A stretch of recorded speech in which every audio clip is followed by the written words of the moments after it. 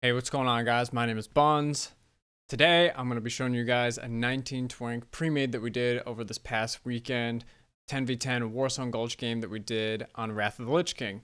Now, to give you guys a little bit of context to myself and a little backstory of how these games came about, I've been playing in the 19 community since I was a very young kid. Since I was like 8 years old, I've been playing for almost 2 decades, which is really crazy to say out loud whenever I say that to people, but it is the truth. And I've been playing a long time, and it's a great community. Since the transition from retail 19s to classic coming out, the majority of the community moved from retail to the classic servers. So over the years, some of you guys may recognize my face or some videos I've done in the past. I've streamed most prominently in Warlords of Draenor, but I've also streamed some other stuff across the expansions from Legion to BFA and some of the classic gameplay as well too. Today though, I wanted to come out and we just did a set of our first set of Wargames since Wrath of the Lich King launched on Classic. And what we ended up doing is we have a community Discord for the community, for the 19 community, where we ended up scheduling an event and making kind of like 10v10 pickup games, real ID games as we call them, happen. And we ended up splitting teams. We got 10 people on each side, and we ended up putting some matches together. And this is something that happens fairly regularly. And one of the reasons why I wanted to make this video is I know there's a lot of 19 Twink content out there on YouTube. A lot of the content that I've done in the past, and I think a lot of the people from the core community as well too, have made content that's specifically Twitch oriented with live streams or saving VODs. But I know for a fact that the VOD system on Twitch just is a lot less accessible and a lot less visible than content on YouTube, even from my own experience with doing certain videos, commentary videos in the past on YouTube, or just long-standing tournament videos, you know, yada yada yada. So I decided, because a lot of the content that I see on YouTube for 19s is very basic content and very kind of, in my opinion, very like newbie content, where it's just like someone making a 19 rogue or someone making a 19 hunter and, you know, going in and completely just poning, you know, like people that are super undergeared. But I think even though I think a lot of people who play World of Warcraft are very aware that the 19 community exists, I think very few people actually realize that there's and has been a very competitive scene, an RPG type scene for Warsong Gulch at level 19s for a long time. And there's been a lot of guilds, a lot of tournaments for over the past decade now. For myself in particular, I've been co-leading a guild called Gurubashi Surf Club. We've been together now since 2015, our core team, and have added on people throughout the years and have played in the finals of every single expansion that's come out since Warlords of Draenor. For a little bit of context as to who I am and what my story is, I've made content around 19s primarily through streaming, but I've also done some video content as well too. And all of those things combined, I really felt like one thing that, I don't know, I gotta pop up on my screen, got some Black Friday saving thing that popped up. Okay, I've got the VOD pulled up of our video from this past weekend, and I wanted to make some content for people that are interested in 19s, that like doing competitive PvP, but may not understand or know that there is a 19s community here, because there's a bunch of guilds that over the expansions pre-made one another, and there's guild versus guild pre-mades. There end up being tournaments, there end up being games like these, which are opportunities for people that might not be established in the guild, but want to get involved in the community and jump in on these real ID games, where it's easy to kind of hop in, sign up, get involved, and get your feet wet into the competitive scene. And I don't think a lot of people that play WoW are really aware that it exists. And to be quite honest, I think that's probably mostly on us in the community, because I think that the avenues that we choose to communicate through, or lack thereof, because sometimes we don't communicate. But this is a video that I want to make to showcase what we got going on here, because I'm having a great time in Wrath of the Lich King. I've had a great time. I played quite a lot in TBC as well too. So I wanted to showcase these games. For those of you guys that may be interested in something, you like playing Wrath, but you're not having fun playing Wrath, 19s is a great place to get involved with. So today, we played 5 games, up to 4 hours of games this past weekend. of these games, and I am going to take one of these games, the first complete game that we did of the series, and I'm going to do some commentary over it. I've gone and watched the video back a couple times now. I'm just going ahead and muting it as well too, just so I could remember and get some context as to what was going on. But I've watched this video from my POV, and I've watched it from a couple teammates' POV, a couple other people that stream the games as well too. So I have a very good idea of what happened in this game, and I want to give you guys like a little bit of a breakdown and insight into how 19s works. And this is very early in the expansion and very early in the meta, so a lot of things I imagine are going to change and evolve over time, but it should give you a cool insight as to how things are looking right now. So I'm gonna go ahead and play the VOD, and we can go through team comps a little bit, but just as an insight as well too, for those of you guys that are interested and seeing the entirety of this VOD, what I'm also gonna do as well too is I'm uploading my entire point of view of the raw footage as well too, where you guys can hear our comms, our team comms and communication. So for those of you guys that want to go and check out this game with the commentary from our team comms, maybe I'll hone in once or twice, and you guys can hear our comms too sparingly in this while I'm commentating, just to give you guys the perspective. But I'll also have the full VOD out of this game and all the other games that we played as well too, so that for those of you guys that are interested, you can go and check that out too, and also hear, you know, the type of communication that's going on in the comms, even though I'll provide some context to that right now as to what's going on and give a little perspective of my gameplay and what's going on through the match. That being said, pretty long intro, but I think it deserved it. And let's get into the game, all right? All right, cool. So what we've got going on here, and pardon my, you guys can see my camera, you guys can see my face right now. I ended up having like a screensaver that was the exact same size and place as my camera. So you can only see 4 people on our team, but I'll fill in the gaps for you for our last 2 classes. So we came in with our team comp being 2 hunters, 2 priests, 2 locks, shaman, rogue, mage, druid. Now, the only difference between our team and their team was that their team was running 1 extra shaman instead of a lock. So, a little bit of context on that. Now, there haven't been like a ton of games that have been played yet this expansion, but one thing that you can note is that shamans are a very, very strong individual class. I would say they're kind of like the Swiss Army knife class. They can heal very well, they can purge, they can interrupt, they have Ghost Wolf, so they're a very mobile class, where locks are more focused on damage output. They're dotting everything. They have the ability to have 3 dots up on something. They have hard CC with fear. They provide more mid damage, whereas a shaman's a little bit more of a utility class. So our team's coming in with the mindset that we have more damage in the team fight, okay, compared to this other team, which their team probably is a little bit more specialized on handling some objective type stuff. And we'll see here in the game as it plays out how that plays out. So right now, both teams are kind of jockeying for midfield position right now, and the druids are normally the FCs in 19. So their druid's going for the pick. He's going around the side right now, and we're looking to get contested in a mid fight. Now, both of our teams are kind of setting up and ramping up dots, but our team inevitably is going to have more pressure just because we have more damage with the lock dots. And as we're doing this, I put myself in a position to be behind and open on a priest once the ramp up starts going. So as we see here, we get a sheep on one of the priests. I go over, our team's hitting Fianna, this other priest, so I open on that priest, and then I walk right back to Valados, because rogues do a ton of damage at 19s. They have to be able to get the uptime, but if you have the uptime, you do a massive amount of damage, and our team's coordinating with it too. So our team strat was, okay, let's prioritize what our team comp's good at. We're good at mid. It's easy enough for us to do that, so we kind of go in and we snowball mid to help our druid get the pick. Because on the flip side, their team's playing defense. Now, right here, I end up dying from my opener in mid. Even though I contribute a lot of damage, I do go down. But that's not necessarily a bad thing, as you'll see as things play out here. Because what happens is right now they have a druid and a shaman that are going for pick, I believe. And we had a couple people on defense that were contesting them. And right now, you can see their druid FC is coming up tunnel. And now I'm in the play as well, too, because I died. I was able to go back on defense and help out in this play. And we can see that the shaman already spent his trinket cannabis here.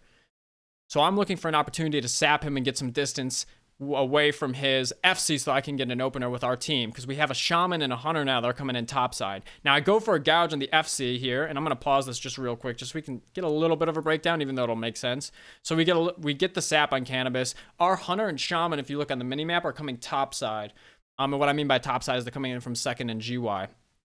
So we have a good position to open on them right here. And rather than going back down tunnel, he decides to go here. So I gouge the FC here, and he immediately trinkets. And because of that trinket, that actually helps us out a lot here. Their FC goes and pops Lifeblood, which is a profession that you can use from Herbalism at 19s. You can get to level 225. Herbalism gives you a heal. It's 720 base heal over like 5 or 6 seconds. So it's a nice supportive heal. So he goes ahead. That's that green icon you can see here on the Druid's nameplate if you see my mouse right here under the Hunter's mark. So he pops his heal, but what ends up happening is he gets bat stunned full from the pet Hunter stun, and he gets locked up and no trinkets, so he has to sit that. And we're doing a ton of damage now. You have a Rogue and a Hunter, which are two of the top damage classes at 19, along with the Shaman, and now he's in desperation mode. He's trying to get to a Shaman, but our Shaman on the defense ends up hitting him with a Wind Shear, and the heal probably wasn't going to go off anyways, with no more cooldowns being used. So at this point, while we've been playing defense here, we rotated back, killed their FC. Our Druid on the other side is getting supported out of their tunnel where we initially pushed for the team fight, and he's now trying to make his way across the field. So we're delegating resources to make sure that he gets across, because they definitely contested him as well too. They were also focusing on defense, but we have enough people to get him out, and now they're a little bit more scared because we've killed their FC, and now they have to prioritize more effort on picks. So you can see 3 people from their team are pushing up tunnel. At the moment, it's just the Shaman and I contesting on defense, so we weren't really looking to make any sort of like hard opener or hard contest this yet, but we are trying to be in the vicinity so that they at least have to spend some numbers. So I'm trying to go ahead and get down in a position where I could contest tunnel, but the mage on their team ends up pulling me out. So at this point, I'm just gonna be like, okay, well, here I am. It's not a great situation, but I'm gonna try to be annoying. Now we can hear through the team comms that the Druid's going to meet him up tunnel, and their Druid's really low here, which is super unfortunate because it's actually an opportunity where maybe we could have killed him again, depending on what was going on in mid, to maybe keep a little bit more pressure on him, or had I had stayed in stealth, maybe I could have gotten a contest, but it is what it is. The Druid gets the pass off, he gets the flag, and now they're moving to roof. So I go for a gouge, and I'm trying to position myself to be able to contest them when they're running to roof, because I can kind of tell if we back up here. We back up here to the pass off, right? We have a lot of support on the minimap in our tunnel, so they're kind of sandwiched here. They don't really want to go out tunnel. So I'm going for the gouge on the FC to buy a little bit of time here for our team to catch up. And I have a gut feeling that they're going to go roof because they're down numbers here. So I preemptively kind of move that way. And I use my Lifeblood. I use Arena Grandmaster, which ends up giving you a massive shield, but it gets purged off, so I don't get that much benefit from it. But it might have been enough to actually save me here as my team's able to catch me here.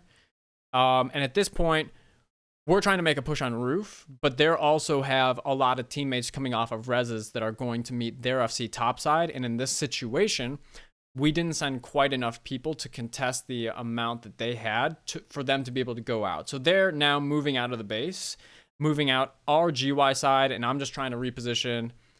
It's probably, we were close. We had some good pressure at the start of the game, but it's probably over now because we didn't quite position ourselves in a space to be able to contest them going out with enough classes, and he pretty much just has a free walk across. Now that being said, even though he's free and we can't do anything to them, we have to keep in mind from our perspective, we still have to be cautious about our FC because now they have people in our base and we need to make sure that we account for the amount of damage so that they can kind of make a dive onto us. So you can see here, I'm kind of sapping up this Hunter. He ends up getting in combat from his pet. And now they're coming out, and I'm just going to try to help clear out some of this damage that they have around our FC so that we can kind of reset here and get ourselves integrated kind of into the midfield fight. So you can see a lot of this game from the 19 gameplay so far. It's very, after the initial team fight, we got a lot of objective gameplay. There were some opportunities for both sides to get a cap. Right here, you're seeing the Rogue perspective. We certainly did a good job getting the Druid the first time. I think a couple things differently. We could end up getting the Druid in tunnel when he met his Shaman and Mage and other support before they went roof, but this is how it played out. And I think it was a reasonable job. We end up getting in some trouble here. They make their dive, but we get our FC safe, and he goes back here. If you guys can kind of see, I'll back up a little bit. There's a jump on GY side for Horde, and the Druid ends up doing the jump. If you see the X on my map right over there, he does a jump right up to get up on top of GY. So that's a great position to be able to get yourself in because it kind of helps your team reset. They're making a dive on us. He was probably in the clear anyways, but We get a reset. And now we're kind of in a position where it's like, okay, we need to group up. Let's get some mana. Let's get reorganized here in midfield, and we can start making a push towards the enemy team. So now the game's going to transition more into a mid fight. And I'm looking around right now. I'm like, well, how can I be useful? We're starting to make a push. Can I get some saps on things? I noticed that their healers are pretty low on mana, so I'm trying to see what I can do to help out with that. Because if I can keep their mana low, that's going to help our push. So I look for a sap here on one of their priests who's about, 25% of mana. I can see the shaman's also looking for one too. Their mage is also trying to pull me out with flame strike, so I've got to be a little bit cautious about that. But I go for a sap on their shaman. We're making some sort of a push in midfield as we land a kill on their hunter. And their FC right now is on their roof, if you look at my minimap. And we, in turn, have sent 2 of our hunters, which are like the highest damage class from range in the game. We've sent 2 of our hunters around up the Alliance ramp to go and contest that FC in their base. And we recognize as well, too, at this moment, that we got landed a kill on their hunter, and they also have another class behind us. They have a warlock that's kind of caught out. So what we're doing here is, if you can see my mini-map, we have a shaman and a mage in the bottom right-hand corner of my screen right now. A shaman and a mage, they're kind of buffering a couple people on their team that were flanking us. We've landed a couple kills, so what we decided to do is we try to make a very aggressive push here. You don't normally see this in premates, but sometimes it happens, and in this real ID setting where you've got, people from, we basically pick teams, we split up teams, it's a little bit more free-flowing as opposed to super organized, like regimented, like type of like guild games. So we're all on board towards, let's try it out, let's see what happens. It's also a new expansion, and we want to see what happens. So we decided to make a very aggressive push into their base with the flag even. So all of us are really pushing in here, and we're trying to force their Druid FC off of roof. And it looks like we do get him to drop. And what we have going on here is we have 2 of our locks and our FC on the cut. So what ends up happening here is when their Druid tries to rotate and go out GY, we get a fear from our lock, and it gets really good pathing, and we get dots up. He gets feared back into flag room. Now, from my perspective, as a rogue, I would think about opening there, and I highly considered it, but at the same time, too, I know that we have a lot of damage rolling on this Druid. As you can see, if I rewind it here, that we've got like a lot of dots up on him.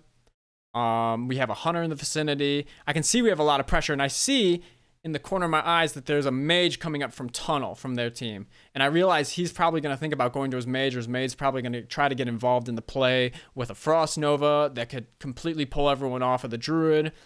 Or sheeps. So I decide I'm going to wait to see if I can get a sap on this mage before I open. So I sap the mage, and I end up having the right thought process, but I end up mispositioning this a little bit. So let me explain my thought process. So I sap the mage, and in the back of my head, I know that that mage wants to use Trinket Nova to give, because that's the fastest peel that he can do for his flag carrier and get the most amount of people. So I have to be kind of careful with my positioning, because it'd be nice if I could resap the mage if he does that, but I also have to be cautious that I'm trying to play in a way where I don't get caught in the Frost Nova if he trinket saps. And most of the time, the mage is going to catch you if he does do that, because he's going to determine when he wants to trinket. You pretty much just have to, time it really well if you think he's going to trinket sap. So what I end up doing is I end up using the line of sight here by the tunnel area, and he ends up trinketing off the sap stomp.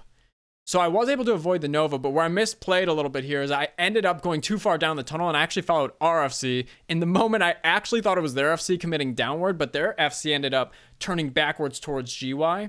And I think where I could have done something differently here is after I see that Nova go out, if I was paying a little bit more attention.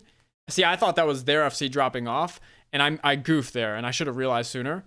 So if I would have realized sooner, I could have gotten involved in that play again quicker, and it was a close call, so I think that would have mattered. I had sprint up and stuff like that too, so that was an area where like I could have played better, and I think it really would have mattered a lot.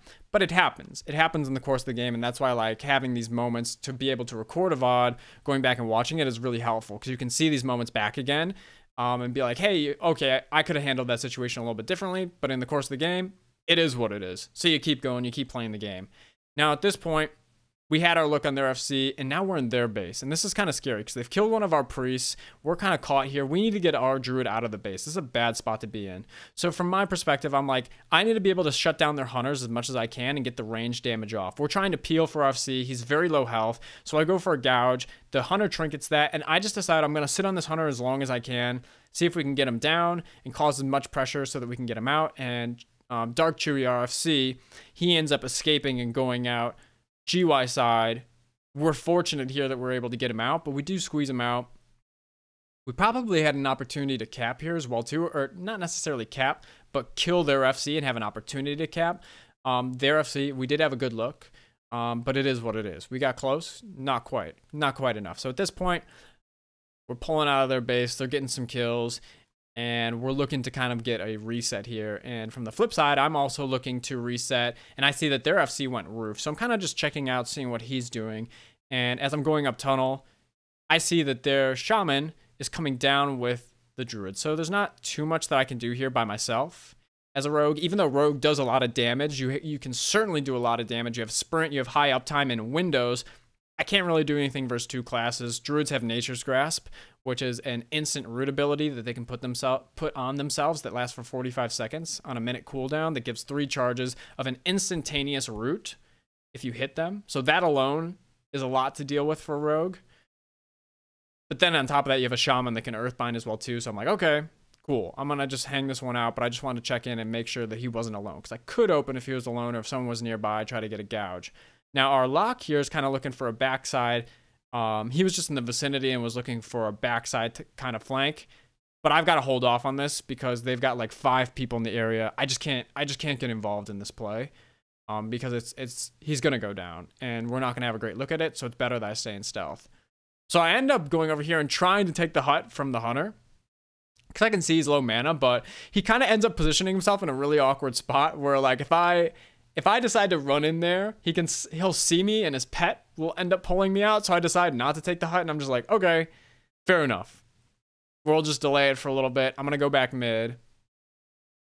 And on the flip side, they've gouged RFC. If you can see here, Dark Chewy in the on the top, in the second group of the top right frame, they're kind of looking for a go here. So I backed it up a little bit. They make an open and they gouge Dark Chewy, and they're kind of looking for a dive onto RFC. But I'm relaying information to our team. I'm saying, hey, they've got one hunter that's not in the fight. We should be able to handle this push from them. So let's just make sure we delegate the right resources. We end up getting a kill on their shaman. And everything's pretty much okay after that point. And I'm able to get in here. I'm looking for a sap, but our lock was also watching for drinks as well too. So our lock ended up dotting the priest to keep him in combat, so I didn't have to worry about getting the sap, even though we were thinking the same thing. And now we're trying to flip the momentum a little bit. I've got to be kind of careful here. He did use his enrage here, which druids have an ability that they can instantly get rage and pull you out as a rogue. He does use it here. It's on CD, but I'm a little bit cautious about my positioning. Their FC is deciding that he's going to do a jump to go to mid top. I thought he was going to go to completely on top, because there's a second jump that you can do to get to top of tunnel. He ends up doing that, and then he ends up jumping back down, which I was like, oh, okay. And I think he realized that he did that because we had a hunter on the flank top side, so he didn't want to go all the way up. So right now we've got both of our hunters, which are very high damage classes, in back right now. We're trying to make a push onto their FC. I can see one of their priests is drinking right now, so I'm trying to sap him while he's low. But their druid does have enrage regen, so I decided to back off. Their other priest dotted. I sap him, don't realize the dot's on immediately, and they end up pulling me with a fear. At this point, I'm like, okay, this is not great. I could pull off, but I'm just like, you know what? Let's just decide to commit. I do a full send. I get a triple belf on their healers to try to get some uptime and cause a little panic on the back line. And I send sprint by myself on the FC. He goes ahead, pops his Nature's Grasp. I get rooted, but I get him to about half health by myself to try to coordinate some pressure and allow other people to get involved. I'm still sending in a lot of damage on my end, but the second entangling root kind of pulls me out of this play. And for me, this look is pretty much over. So now I'm at this point of, okay, does our team have any pressure here? He's kind of in the back of his GY. They're trying to do a GY jump up to top side so that he can get in a safer position. We do have a couple of people protecting him, but they're able to get some hard CCs with sheeps onto our hunters. And CQH is able to jump up top side, and this push is pretty much over for us. So at this point, from my perspective, okay, we took a bad situation and we made something out of it. We didn't get quite the look we were looking for, but I am able to get a re-stealth. I'm still alive, and we do have a hunter as well too that's running into their base, still chasing after their EFC, if you can see my mini-map here. So what I decided to do is I'm communicating with Kim, who's our hunter that's running into the base right now, and he's letting me know that it's the FC with a priest, and they're thinking about rotating out. So what I do is I go get Zerker Hut, and I'm trying to go meet RFC, and at the same time they're doing an opener onto RFC. So we've got 2 openers going on both FCs right now, but it looks like we're okay. We feel like we have enough to handle it. And our hunter, on the flip side, me and our hunter are looking to engage their druid priest, which it's possible that you could get a kill here. There's a lot of damage available with the hunter rogue, so I decide to open on the druid top side. He goes and pops his nature grasp. I decide here, this is a really small thing, but I'll play it back one time. So nature's grasp, like I mentioned before, is an ability that druid has that they get 3 charges up, and if you hit the druid, you instantaneously get rooted. That's really oppressive to a rogue, as you can imagine, but there are some things that you can do to kind of be give yourself windows to help yourself deal with that ability.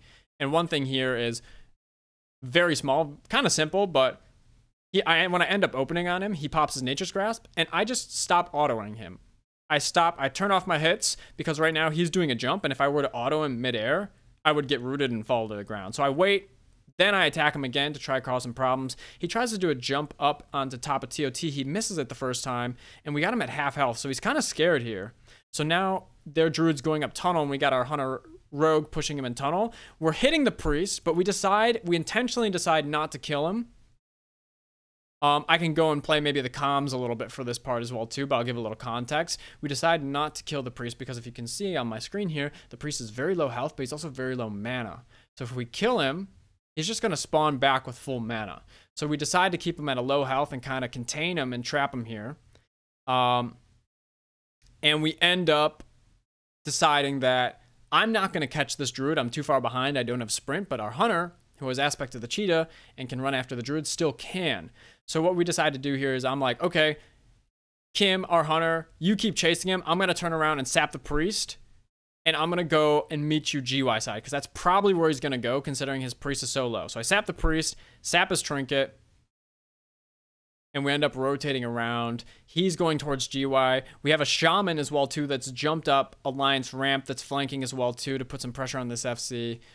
But we've got one of the priests separated from the play. He's able to meet his shaman at GY, and he's able to get topped up here. But now we've got ourselves with a little bit of a flank going on, and we have one of the priests a little bit isolated from this play. So we're still looking to be aggressive. We have our hunter shaman on the backside here, and they're very grouped up here. I was looking for a sap initially, but then I'm like, you know what? I think I put myself in a position to just open here. They're still down that priest. It's an opportunity. I can see one of their shamans is trying to drink, so I call for our hunter shaman to push in here, and let's make a move on this FC because we've got a good opportunity. So I'm looking again one more time if I can get a sap on anything, but their healers are in combat, so I go for a gouge on the druid to allow a little bit of time for people to connect. Now we've got our hunter shaman on the back here who are making a really hard push. I send sprint, and I use my Belfracial here to stop both shaman casts, which is a massive problem for the druid, as he was expecting to get both heals, didn't get one, and then I land a kick onto their shaman. We're able to get the druid down. They get a repick from their hunter, Samhain. I go down personally, but it's still a very high pressure situation, and at the same time, we've sent RFC back to the cap. He's standing on cap. He's getting hit right now by a rogue and a hunter, so we're all in on this play. We're all in. We go for the cap. We're able to secure the return on the hunter, return the flag, and our FC lives just long enough to be able to get away from the rogue hunter and score that cap. Now, right now, what I'm trying to do is I'm trying to provide as much coverage as possible that I can for our FC with the gouge on the rogue, but I realize I can't really do much else. I don't have the toolkit at 19 to be able to peel any more than I did. So at this point, I'm going to rotate flag room and make it as hard as possible as I can for them to pick this flag. And what I decide to do is I really just try to play around the actual position of where they have to go to pick the flag. And I try to get right up on this hunter's face, because even though they can do a lot of damage from range and decent damage in melee, my best chance to deal with the hunter is get right on top of them. So with my evasion popped, I also use my lifeblood, which is my herbalism heal from my herbing profession. We kind of make an all in. My lock comes in and meets me as well too off of a GY res and gets a couple dots. Now we're on defense. Now we've got some pressure. While we're going to go and grab their flag, we've got an awkward situation. We already have pick defense set up, and we have a shaman that's contesting their druid shaman on the pick. So initially I was called and looking for a sap here on the shaman, but he was in combat from the shaman fighting one another. So I lose a bit of positioning there, but I'm looking to get involved here shortly. Now I kind of think in the back of my head that this druid here, I'm gonna pause this and back this up just a little bit here to give a little bit more context. I think that their druid FC is gonna go for a war stomp, which is like the torn ability. And at level 19, I don't have a ton of mobility on rogue outside of my sprint window. So one thing I always have to be conscious about on a rogue is that if someone gets like a 2-second stun on me, I might not be able to hit that target again. So I'm preemptively being a little bit like, if he war stomps all of them and I get caught behind, I'm not gonna be able to hit him. So that's where my head's at. But he doesn't actually go for the war stomp. He ends up getting feared on it, and I end up getting a little bit ahead here. So this is actually good from my mindset. We actually are able to get some uptime here, but where I screw up is right there. He pops that Nature's Grasp, which is what I was talking about before. That ability with 3 charges that instantaneously roots. And one thing that really was unfortunate here, there were 2 things. One, I previously had been playing with 2 AGMs, which is a trinket, an Arena Grandmaster. I keep saying AGM, but for those of you guys that don't know, it's an Arena Grandmaster. It's a trinket that you can get from Stranglethorn Veil, from getting 12 of the chests every 3 hours at the arena. You get 12 of them, you combine them, you get an Arena Grandmaster. It gives you 12 stamina and a massive shield for 750 to 1250 damage absorption. And I was stacking 2 of those for the stamina effect. You don't get 2 shields, you only get 1 shield. Like, you don't get 1 per trinket, if that makes sense. You only get 1, but I was stacking it for the stamina effect to have a little bit more health in mid. But where it hurts here is I don't have a trinket now for this route because I wasn't playing it and I didn't think about swapping it in the moment. That hurts because obviously I'd love to have a trinket here, and we get him so low. The second thing is, too, is our shaman, shamans are able, and priests are able to purge Nature Grasp off of a druid, which is this ability, and he didn't have any buffs on him. So it was a really good opportunity if I would have stopped using my autos and given time for our shaman to possibly get the purge off. That was also a window for us to be able to, for me to be able to get more uptime. So I goof in that aspect as well too. And he barely gets out, which is like unfortunate. He's got like 300 health, and I'm like, fuck, you know, it's like, damn, like I misplayed that like a little bit. Even though I did some things good, you know, it's like all these little details at level 19 because you don't have a ton of mobility. Every class kind of has a honed toolkit, you know, every little thing matters quite a lot. And from that perspective, you know, that was a situation where I could have played that better, and it probably would have mattered and scored us a kill there, and also a second cap for our team had we killed their druid. But it is what it is. And now at this point, we make the best of the situation that's at hand. We're up the cap. It's a 1-0 game, and they're kind of, you know, some people on their team have gone back to escort their FC, and some people are still in their base. So we're kind of getting reorganized here, and at this point, I also realized I didn't have my trinket on, so I'm like, damn, okay, well, that sucks. So I end up going and putting my trinket on for further stuff here. So you can see in the 19 bracket, you know, there's a lot of different types of situations. You have your mid fights going on, you have your objective play, you have transition play, like in a situation like that, where one team gets a cap, and then you put a lot of pressure on the other team during the transition where they're trying to go retrieve the flag to have some defense and cause problems for them to be able to do that. Now, at this point, we have a mid fight. We're in a situation where we're up the cap, and they're kind of playing back towards their ally resto hut. From my perspective, now I'm trying to be annoying. He goes and gets his hut. I can't sap him, but what I end up doing is after he takes his hut, I'll play that back one more time. After he takes the hut, is what I do is I just like auto him, so it cancels the regen that he's getting, and then I go run to line of sight so that I can try to get a re-stealth off. At this point, we have the double lock comp. We have a higher damage comp in mid, and they're struggling right now with mana after that transition and reset to try to re-get mana back. So same thing here. Couldn't sap, but I was able to go and get the auto off to cancel the rejuvenation hut on him so they can't get mana back. And right now, I'm just being really annoying. I'm trying as best as I can to stop their team from getting mana while our team is getting good position in mid.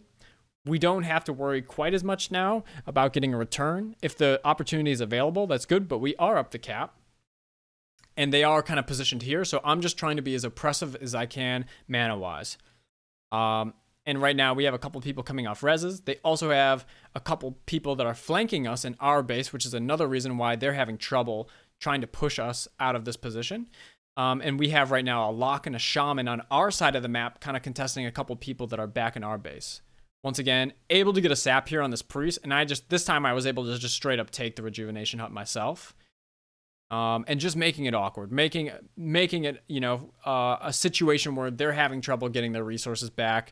We have a lot of damage in mid. We're basically preemptively making it hard for them to push us. Their hunter's kind of like looking for me here. He has to take hut himself. I get a sap on the priest to try to deter him from getting mana back. And the hunter pulls me. And at this point, I'm just hanging out in the hut because it's probably the safest place for me as a rogue. You know, I don't really want to go out there and fight him. And if they're not going to come and contest me, then okay, I'm going to stay in the hut still. It's a great place to be. They're right by it. And if I can take this away from them, that's something that I can do. And you can see here, the shaman, low mana, having issues here. And I just go back because I just realized, you know, like I need to get a re-stealth. He put a flame shock on me. I don't want to just die for no reason. So if I can go back, and I see that they sent a shaman back towards me again, looking for the leaf hut here. I stealth a little bit too early, like a 0.5 too early, and the dot ticked me out, but I was still able to get this hut, take it from the shaman. He goes and pulls me out with his flame totem, but you can just see all these healers are so tapped on mana, 50 mana, 40 mana.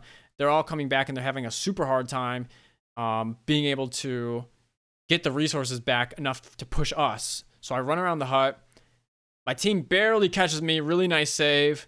And I was very surprised I was actually able to stay alive there. I wasn't going to use any cooldowns or anything, but our team did a really good job rotating around for me here. And I was able to get shielded and get back in the fight. So guess where I'm going? Back to the hut. We got a shaman sitting in here.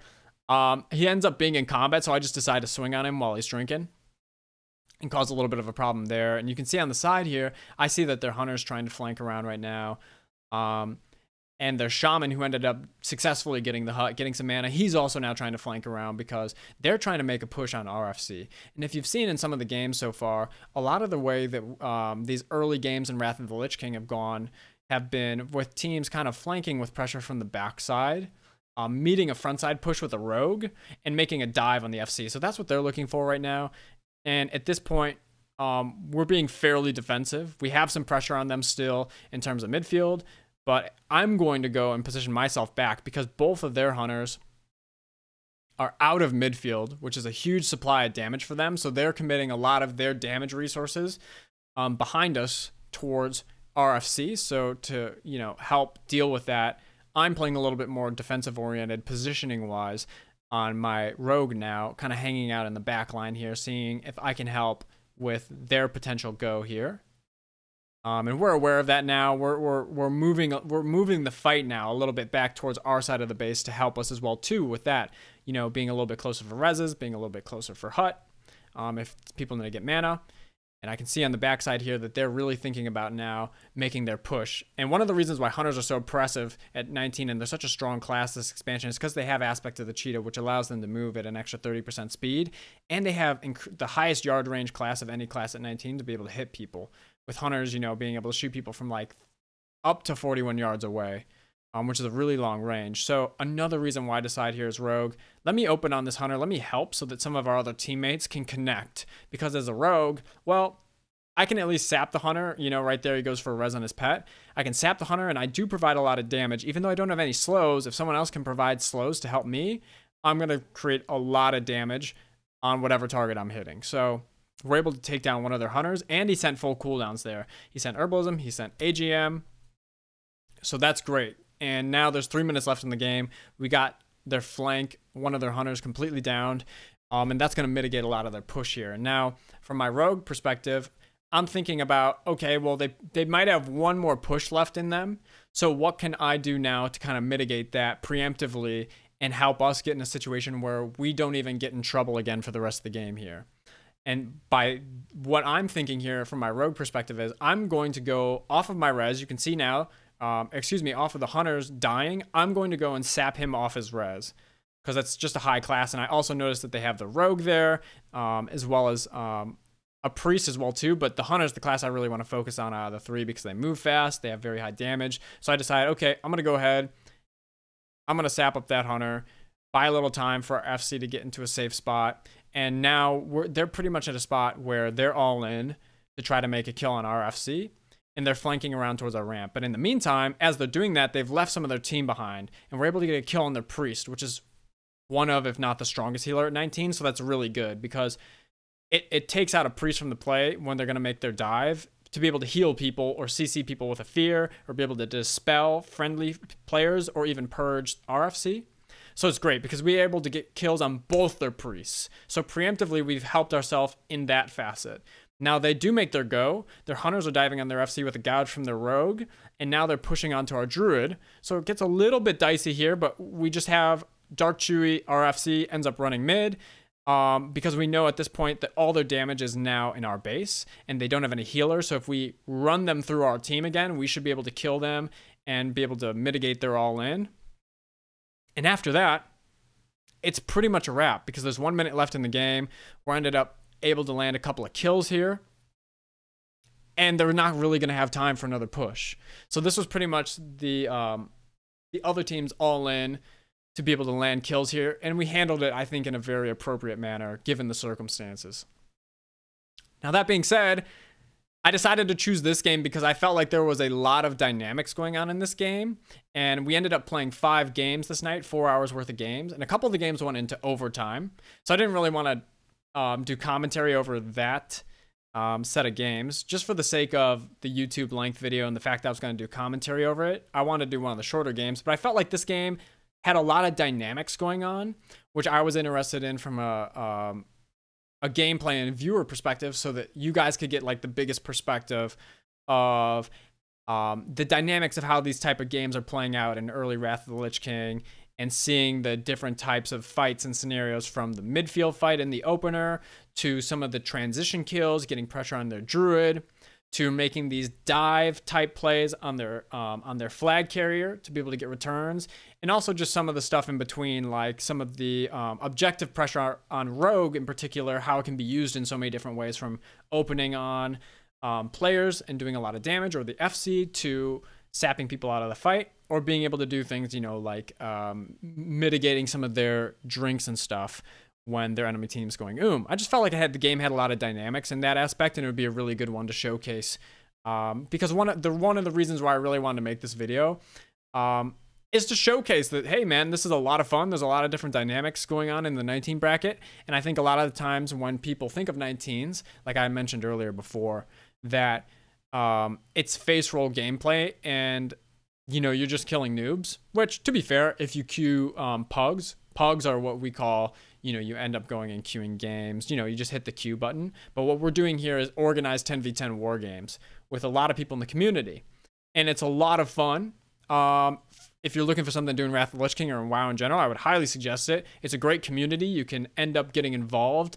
I'll leave a link in the description below as well. It's on my YouTube channel already.